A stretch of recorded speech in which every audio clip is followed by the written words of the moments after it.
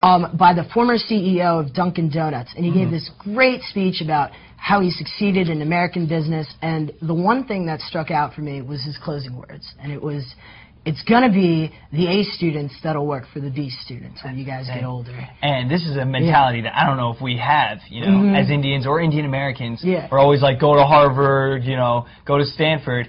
Maybe it's the Michigan MBAs that's running the company, and then you're sitting at the desk, you know? Later on. This is an exaggeration, but does it have some truth?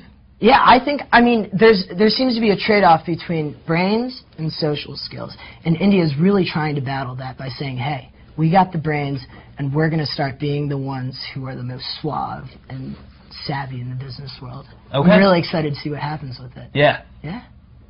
This past 4th of July was not only America's 234th birthday, it also marked the 95th anniversary of the Nathan's Famous hot dog eating contest. Oof, yeah. And the contest went as planned. Joey Chestnut, he was the top-seeded competitive eater. He downed 54 hot dogs and buns in 10 minutes. But the real excitement came after the contest when Kobayashi, who's a Japanese competitive eating legend, he jumped on stage, and the police had to pull him away.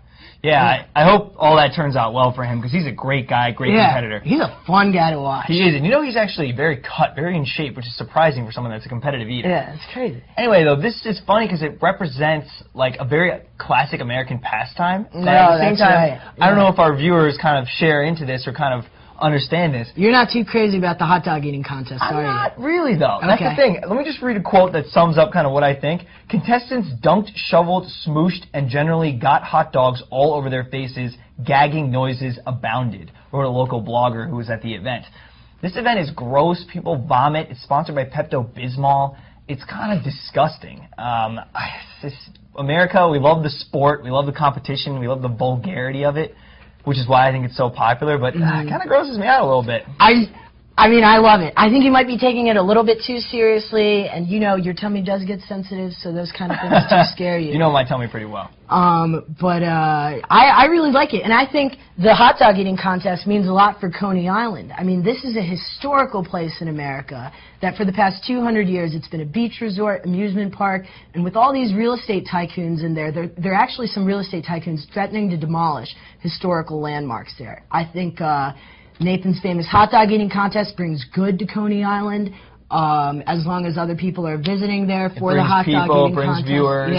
Yeah. And you know what else? The American, or it's actually the International, Federation of Competitive Eating grows each year with this event. This is its Super Bowl, really. That's crazy. Yeah, I didn't know that it existed. Yeah, until I was researching it a little bit and found out a little bit more. It's pretty popular. They had a show on Fox, on ESPN. They had something called the Glutton Bowl.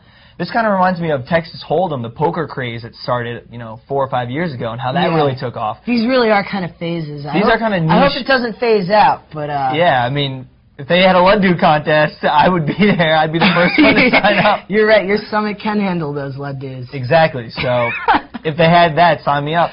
Go for it. On to a more serious topic. I think both of us agree that all of our viewers need to be educated on major legislation when it gets passed through Congress. Recently, about a week and a half ago, there was the major financial reform bill that got passed through both houses. And I want to share that with our viewers for a second and just kind of have them understand what that is. We all know about the 2008 financial crisis and the market downturn that ensued. It was caused by many factors, but mostly it was caused by complex, large companies and the financial instruments that they used and the type of loans that they issued and different things like that. This recent financial legislation really cracks down on that. Has some pros, has some cons. I want to hear your thoughts on that. Yeah, I mean, it's important to put in perspective that this is the largest structural reorganization of financial regulation since the Great Depression. Okay, this is not just another bill passed in Congress. It has far-reaching effects. Definitely. What I really like about it is that it emphasizes transparency in transactions. And it's really focusing on consumers' rights. With this bill comes the creation of the Consumer Financial Protection Bureau, which does exactly what you'll expect it to. It's a watchdog for the big banks on Wall Street, and it keeps the American interests in mind. Definitely. This means a lot to me. I think as an American investor, it brings a lot of confidence so that Americans will be taking their loans out and they're making their investments. We want capital. Exactly. We want capital to start flowing